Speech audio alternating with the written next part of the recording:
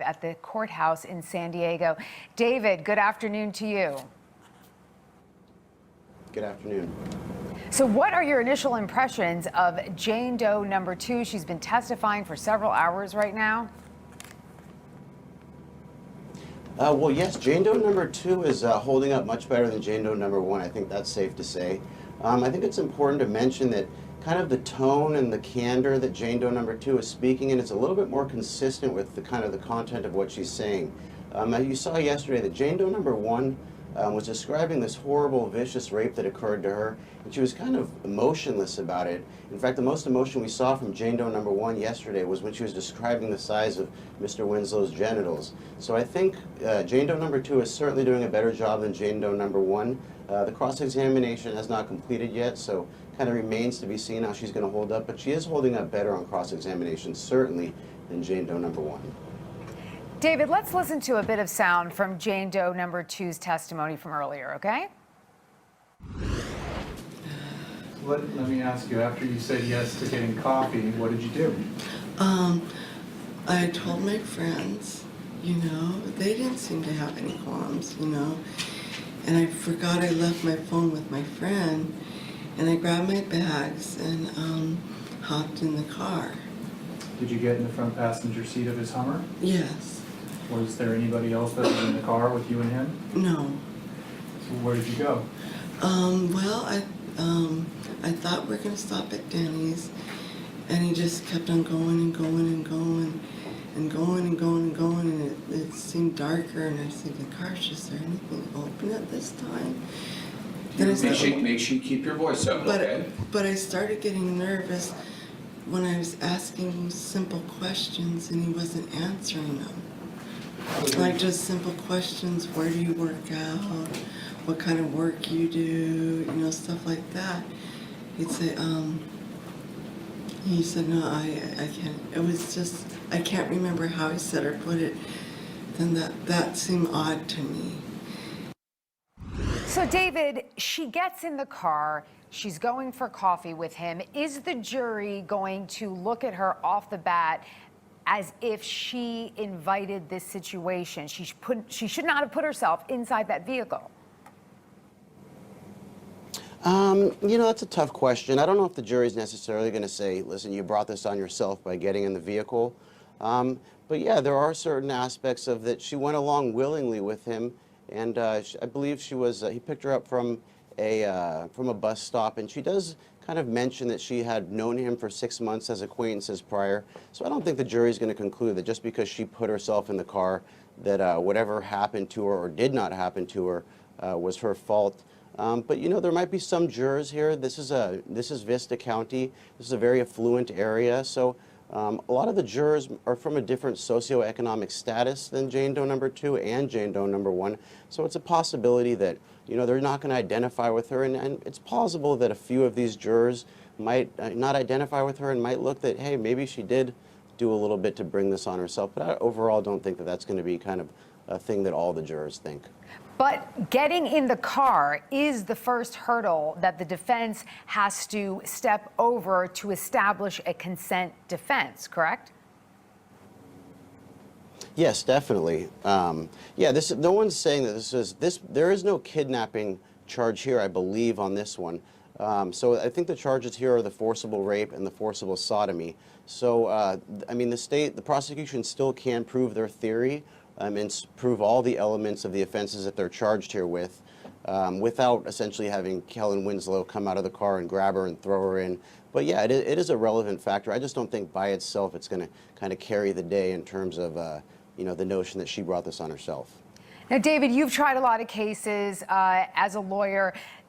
Do you think it is absolutely dispositive of someone telling the truth if they display or do not display emotion? Because like you pointed out earlier, Jane Doe number 1 presented vastly different than Jane Doe number 2 is now presenting. Yeah, I mean, jurors use their common sense. I mean, these are lay people. They're not attorneys. They're not hyper-technical. And I mean, they really ask themselves, is this how I would act if this occurred to me? And yeah, it's important. The tone with which you speak is arguably as important as what you're saying. And if the two don't match up, which was certainly the case in my opinion with Jane Doe number 1, you're going to have a problem there. And you're going to believe that Brian Watkins or whoever does the closing argument is going to be hammering that. And they're going to be saying, listen, what she said is inconsistent with the way she said it.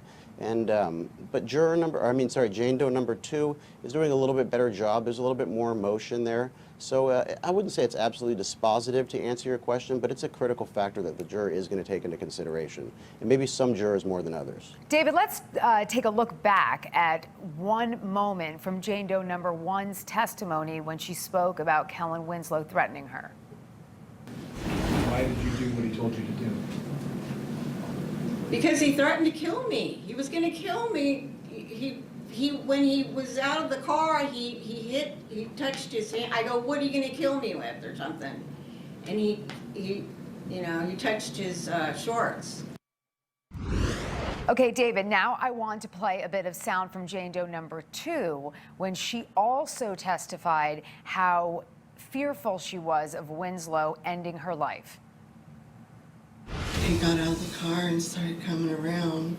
Did he say anything to you when he got out of the car? I can't remember, but I locked the door and he had the keys. Why did you lock the door in that moment after he got Because out I of the knew car? he was coming after. He was coming over to me. What did you think he was going to do? I don't,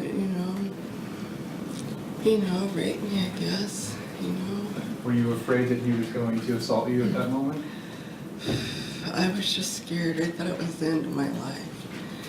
What was it about where you were and what he had been doing that caused you to think that was the end of your life?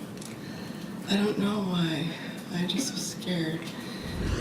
Wow, David, what a big difference in tone, right? The emotions, the volume, the cadence of the speech, so vastly different. So listening to those two clips side by side, what does that say to you, and how do you think the jury is responding to it? They were they spoke in two different ways. Jane Doe number 1 was a little bit more outspoken, but I think the key fact with Jane Doe number 1's testimony was that she was very clear. This man threatened to kill me, and she gave multiple statements that I'm either going to blank you or kill you. And then today what we learned through cross-examination of Detective Benavidez was that the first time Jane Doe number 1 spoke with Benavidez, she was not even certain whether she had been threatened. So Jane Doe number 1's testimony, if you set the tone aside, is inconsistent in and of itself. The first time she gave the story, which was much closer after it happened, she said she wasn't even sure whether she had been threatened. So I think the tone is important here, but there's a major inconsistency with Jane Doe number 1 in regards to whether she was threatened or not.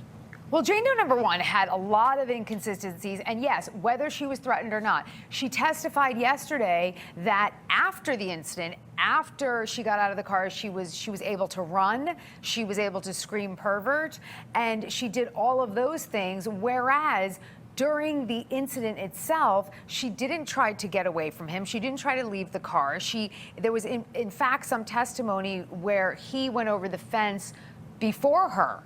And she still went over the fence after him, and she also testified that she had her belongings, so it was not as if her belongings were in his vehicle and she had to go back and get them or something. And she also acknowledged that there was a Vons supermarket there, which was still open, a 24-hour fitness, which obviously still open, and then even a sushi restaurant. So she had all these opportunities to leave. But David, I guess the bottom line is, does Jane Doe number 1 and Jane Doe number 2, they're not a package deal, right? So the jury could find different verdicts with respect to those charges. You can believe one and not the other.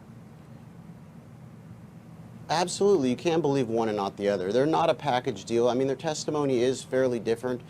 Jane Doe number 1 came forward, I believe, 4 days after. She refused a SART exam.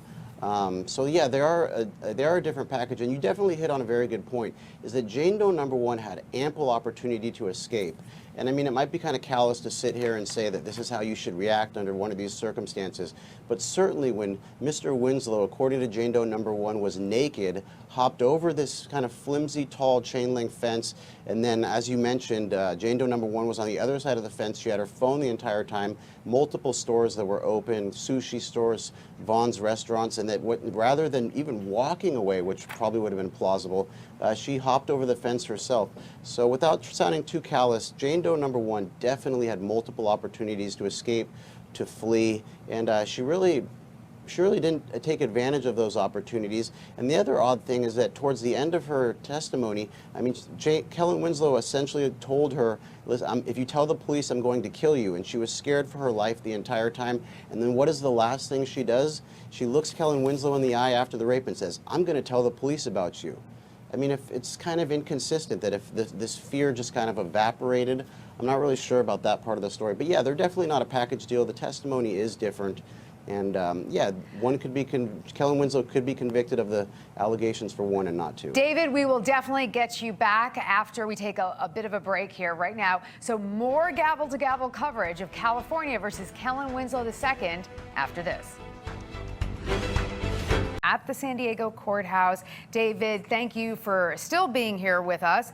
Now, we have heard that you are familiar with some of the defense team, the judge. So let's talk about the players. Now, to begin with, someone we haven't spoken a lot about is Emily Barr, and that is the only female member of the defense team. Yes, Emily Barr is actually a friend of mine. I went to law school with her at California Western. She has a great reputation in the community out here. And we haven't heard a lot from her, as you mentioned, but she's definitely a strong young attorney. Do you think it was strategic that she is sitting closest, or at least on one end, closest to Winslow? Yes, it probably is strategic. I mean, as we know that optics are very important in a courtroom, this is a case with 5 separate female accusers. There's probably going to be some pretty sensitive cross-examination, and it's always better, in my opinion, to have a female conduct some of these cross-examinations, although we've seen Mr. Carlos do a great job on Jane Doe 1 and 2. But just the optics alone of her sitting beside Kellen Winslow it's an important thing. I mean, it shows that she's not afraid of him.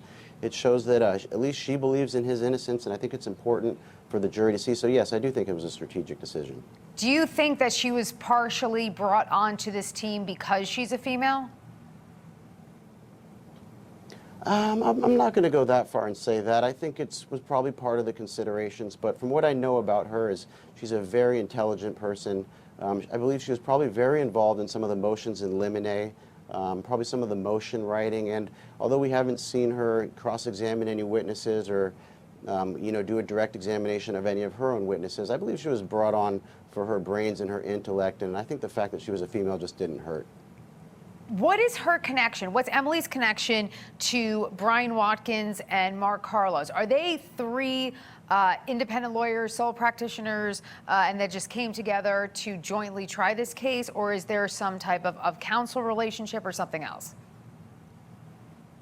No, it's my understanding that they're all 3 independent attorneys. Here in San Diego, we don't really have any criminal defense firms. Sometimes we have some small partnerships here, but it's my understanding that each one of them essentially represents themselves in their own law office.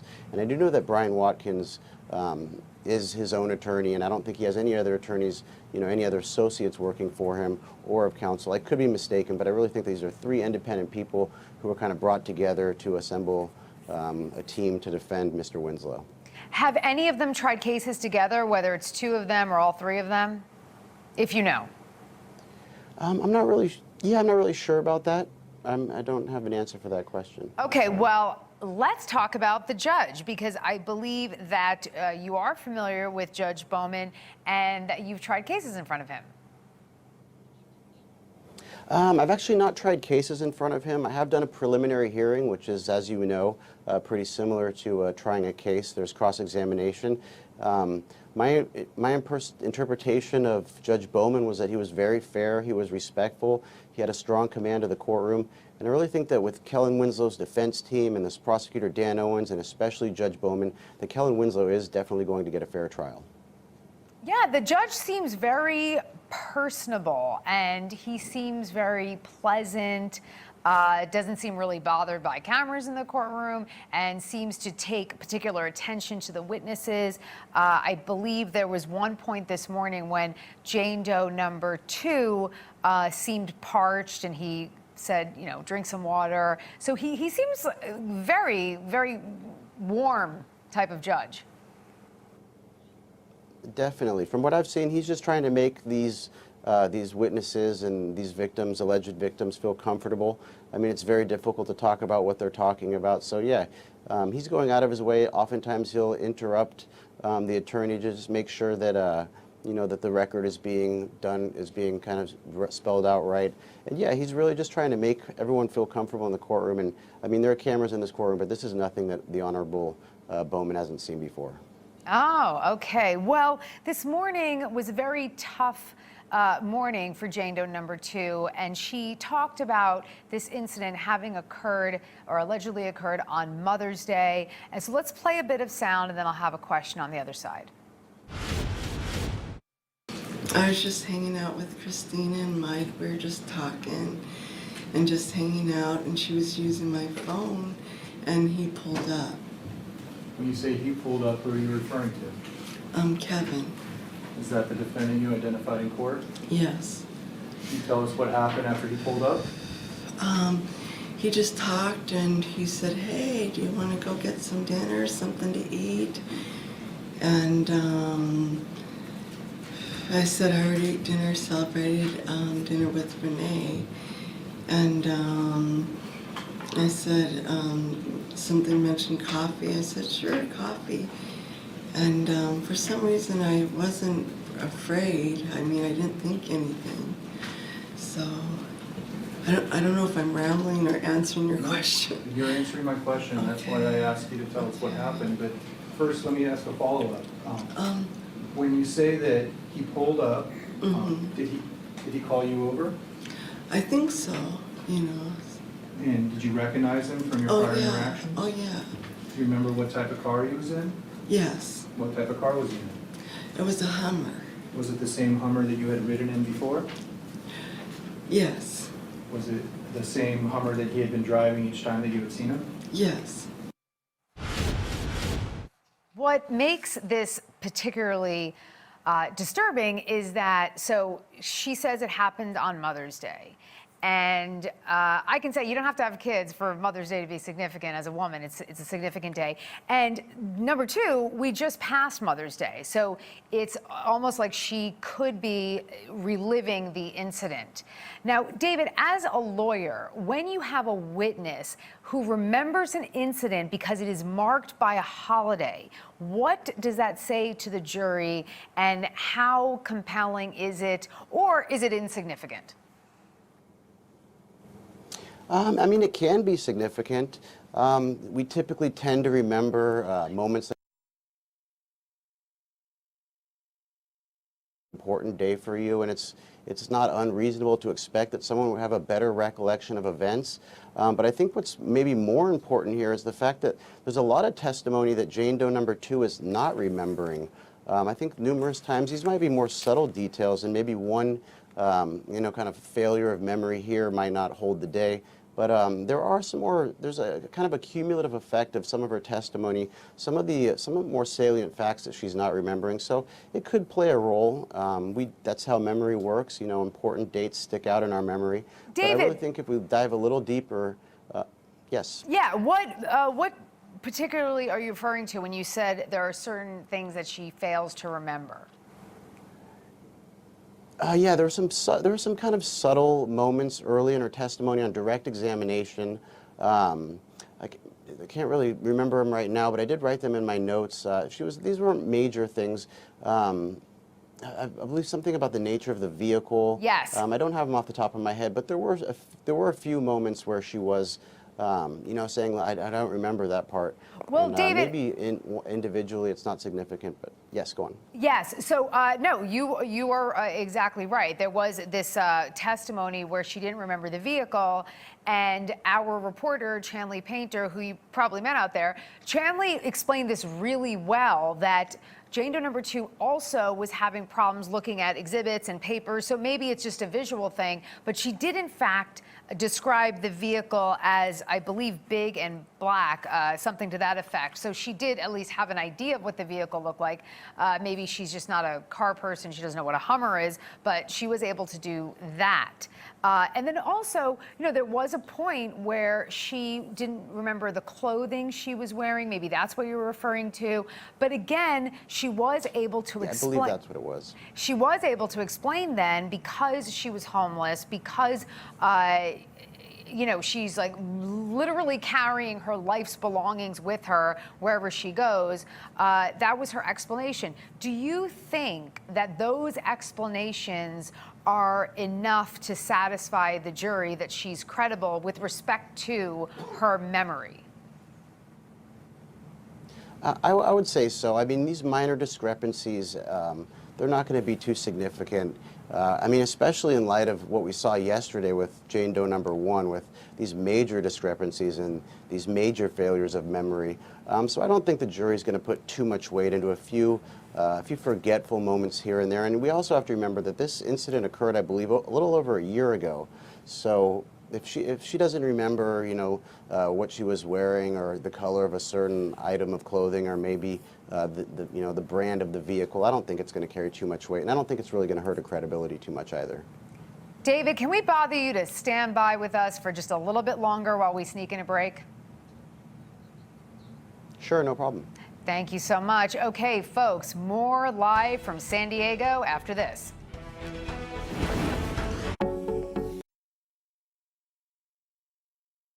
Her on certain statements that she made with respect to a weapon, that she said something at the preliminary hearing which was consistent with her belief that Winslow was threatening her, as well as to the nurse who performed the rape exam, also known as the SART exam.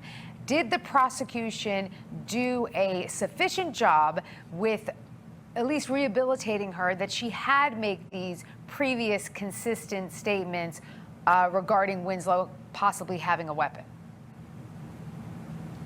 Well, yes, it was my understanding of the testimony from Jane Doe number 2 is that she didn't recall making certain statements at the prelim or to the SART witness, and her explanation was pretty reasonable. It was that, you know, she's talked about this so many times to so many different people. But what I think Dan Owens is kind of modus operandi here is what he's going to do is have the witness testify to her version of events, and then go fact by fact with the detective, which he's doing now with Detective Latonio, and essentially make the argument that what she's saying in court today is what she said in court to Detective Latonio. So there is a lot of rehabilitation going on. And the real issue here, which we're doing the sidebar, is whether this rehabilitation is even proper. In order to rehabilitate a witness's testimony, the testimony has to be attacked and the credibility, and I believe that's what Brian Watkins' objection was here. So I think they're doing this conversation in sidebar to see whether this rehabilitation is proper. So it kind of remains to be seen whether the prosecution is doing a good job rehabilitating Jane Doe number 2.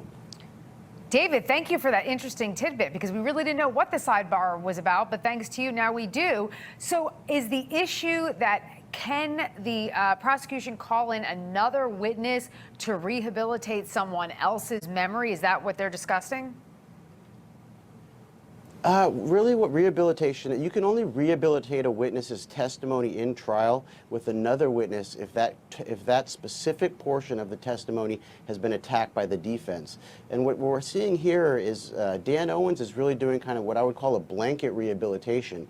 He's essentially going fact by fact with this Detective Latonio, and Brian Watkins is saying, yes, I did attack your credibility on certain parts of your testimony, but that doesn't give you a right to do a blanket rehabilitation.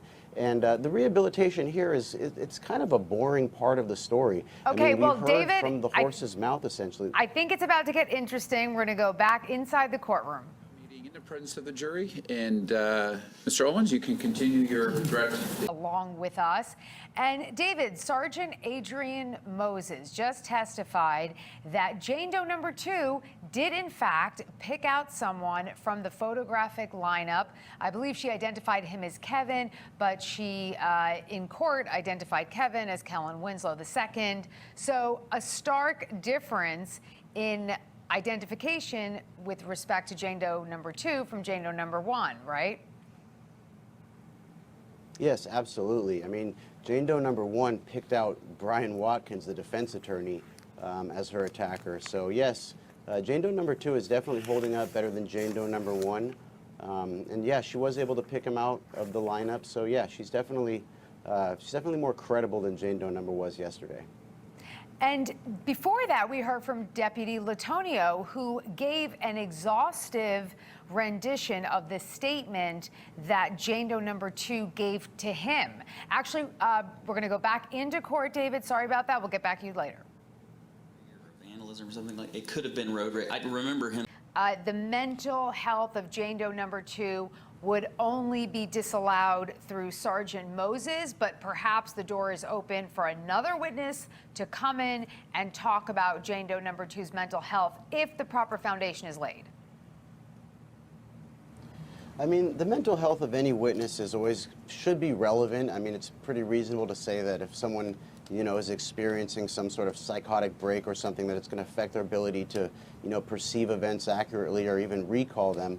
So I don't know if, I think the judge, though, might just be excluding this evidence because it's kind of a side road, and it's kind of not incredibly relevant unless what we can show is a nexus between the mental health issues and what was occurring at the time of the incident or in testimony itself. So just because she has a prior history of mental health issues doesn't necessarily make that admissible. What they're really looking for is that nexus, that connection between the mental health and her possible testimony in court and her ability to perceive events accurately. So I don't know if they're going to be able to use another witness to bring in that evidence, but it seems to me that the best way to do that would be to cross-examine the witness herself. And I believe that the Court TV is back, but if you can't watch us, go to the reports are indicating that there was a prior 5150, which in California is a psychiatric hold.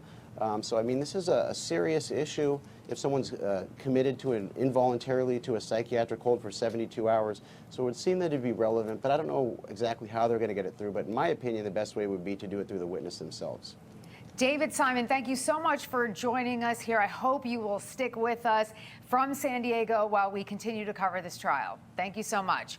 Now, Vinny, I know your show's coming up in less than incident involving Winslow, a case that was dismissed, and maybe another case. And also there was talk about Deputy Latonio. It was a little confusing.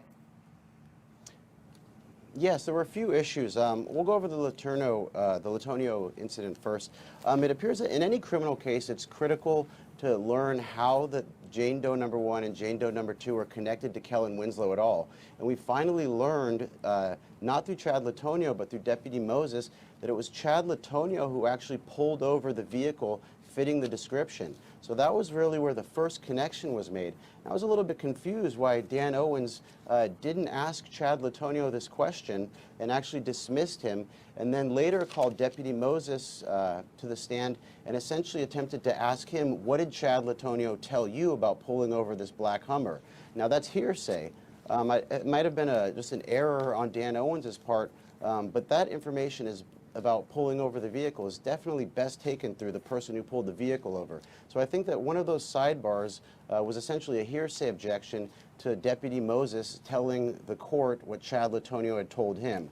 Now, it remains to be seen whether Chad Latonio is subject to recall. If he is, I would imagine he would come back and kind of explain that part of the story where he left out the portion where he's talking about pulling over the vehicle.